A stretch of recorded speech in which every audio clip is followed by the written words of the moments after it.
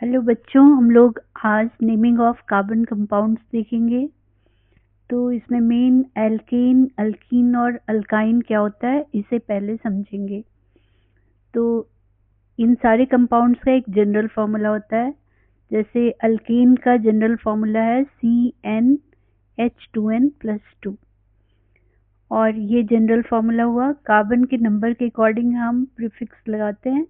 जैसे 1 कार्बन है तो मिथ, 2 है तो इथ, 3 के लिए प्रॉप, 4 ब्यूट, 5 के लिए पेंट, 6 के लिए हेक्स, 7 के लिए हेप्ट, 8 के लिए ऑक, 9 के लिए नॉन एंड 10 के लिए डिक। और ये अल्केन है तो मीथेन, इथेन, प्रोपेन, ब्यूटेन वगैरह इस तरह से नेमिंग करेंगे एल्कीन के लिए। और यही अगर एल्कीन है तो एक कार्बन से एल्कीन नहीं शुरू होता, 2 से शुरू होता है, क्योंकि कार्बन कार्बन के बीच डबल बॉन्ड बनता है। इसलिए एल्कीन में इथीन, प्रोपीन, ब्यूटीन वगैरह इस तरह से नेमिंग करेंगे एल्कीन के जनरल फॉर्मूले में पुट करके।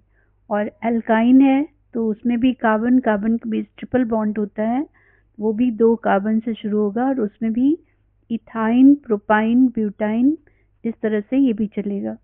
तो सबसे पहले एल्कीन पे आते हैं, कैसे हम नेमिंग करेंगे। तो एल्कीन का जैसे कि देख रहे हैं CnH2n+2 है, ये 1 कार्बन से भी शुरू होगा। तो C अगर हम 1 लेते हैं तो हाइड्रोजन उसका ट्वाइस +2 यानी 2 × 1+2 तो 4 हो जाएगा। इस तरह से CH4 बने फॉर्मूला बनेगा। अगर हम मीथेन 1 कार्बन वाला कंपाउंड लेते हैं इसको मीथेन कहेंगे। इसी तरह से C अगर 2 लेते हैं, जैसे कि इसमें है C अगर 2 लेते हैं तो ये हो गया हाइड्रोजन इसका ट्वाइस और +2 तो ये 4 हो जाए, C2H6 हो जाएगा। इसी तरह से 3 लेंगे तो 3 और हाइड्रोजन 2 × 3+2 तो ये 8 हो जाएगा, C3H8 प्रोपेन हो जाएगा। बाकी फॉर्मूले भी हम इस तरह से ब्यूटेन, पेंटेन सारा लिख सकते हैं। और इसका अगर हम स्ट्रक्चर देखें तो मीथेन का हो जाएगा, 1 कार्बन लेंगे, इसकी 4 वैलेंसी है तो हाइड्रोजन से 4 वैलेंसी कंप्लीट करेंगे। तो इस तरह से CH4 ये हो जाएगा 1 कार्बन और अल्केन, इसलिए मीथेन। इसी तरह से अगर हमारा 2 कार्बन लेते हैं तो कार्बन कार्बन के बीच सिंगल बॉन्ड होता है अल्केन के लिए, बाकी वैलेंसी हमें हाइड्रोजन से कंप्लीट करनी है। तो ये C2H6 हो जाएगा इथेन। इसी तरह से अगर हम 3 कार्बन लेंगे तो नेक्स्ट हमारा 3 कार्बन लेते हैं, कार्बन कार्बन के बीच हमें सिंगल बॉन्ड ही लेना है।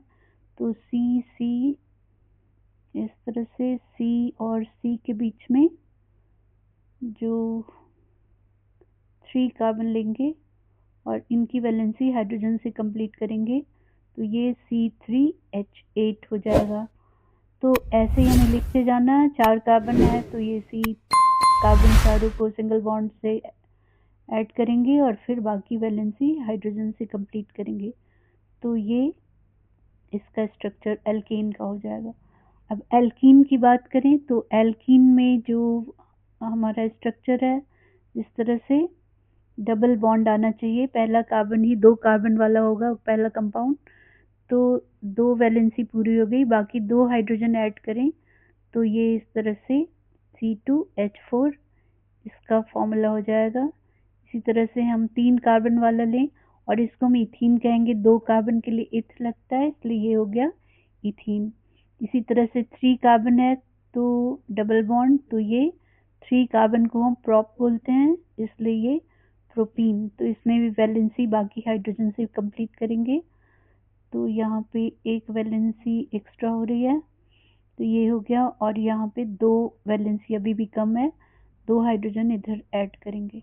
तो कहीं पे भी अगर डबल बॉन्ड है कार्बन के बीच तो एल्कीन होता है और नंबर ऑफ कार्बन 3 है इसलिए ये प्रोपीन हो गया। तो ये सारे हम एल्कीन इस तरह से लिख लेंगे। अल्काइन की बात करेंगे तो अल्काइन में ट्रिपल बॉन्ड होता है कार्बन कार्बन के बीच और ये भी 2 कार्बन से शुरू होगा तो 3 वैलेंसी ऐसे पूरी हो गई और एक एक हाइड्रोजन ऐड कर लेंगे तो 4 कार्बन की वैलेंसी हो गई। तो ये 2 कार्बन है और अल्काइन है इसलिए इसको हम इथाइन कहेंगे। इसी तरह से अगर 3 कार्बन है और कहीं ट्रिपल बॉन्ड है तो ये फिर प्रोपाइन होगा। इसमें भी बाकी की वैलेंसी हम हाइड्रोजन से कंप्लीट कर लेंगे, यहाँ एक हाइड्रोजन आएगा। तो इस तरह से ये प्रोपाइन हो गया। फिर इसी तरह से हम लोग ब्यूटाइन, पेंटाइन वगैरह लिख सकते हैं। तो ये सारे अल्केन इस तरह से लिखे जाते हैं।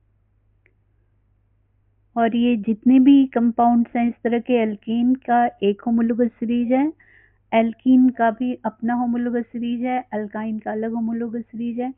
तो ये सारे कंपाउंड जो सेम जनरल फॉर्मूले पे आते हैं और इनके कंजिक्यूटिव मेंबर के बीच में केवल CH2 का डिफरेंस होता है, उसको हम होमोलोगस सीरीज के मेंबर कहेंगे। जैसे यहाँ पे हम बात करें, मीथेन में CH4 है ये, और इथेन में C2H6 है। तो ये लगातार मेंबर हैं दोनों, CH4 एंड C2H6, और इनके बीच में डिफरेंस केवल एक एक्स्ट्रा C है इसमें और 2 हाइड्रोजन एक्स्ट्रा है। तो CH2 का डिफरेंस है। इसी तरह से C2H6 एंड C3H8 में भी CH2 का डिफरेंस होगा। तो सेम होमोलोगस सीरीज के मेंबर्स में CH2 का डिफरेंस होता है नंबर वाइज, एटम्स के नंबर वाइज, और प्रॉपर्टीज भी इनके सारे मिलते जुलते होते हैं। तो ये एक होमोलोगस सीरीज के सारे अल्कीन हो जाएंगे, दूसरे होमोलोगस सीरीज का सारे अल्कीन हो जाएंगे, और तीसरे का अल्काइन। फिर इस तरह से सारे अल्कोहल्स जो हैं वो एक ग्रुप में आएगा और एल्डिहाइड एक ग्रुप में। तो ये होमोलोगस सीरीज कहलाते हैं। मेन पहचान यही याद रखनी है कि इनमें CH2 का डिफरेंस होगा कंजिक्यूटिव मेंबर्स के बीच।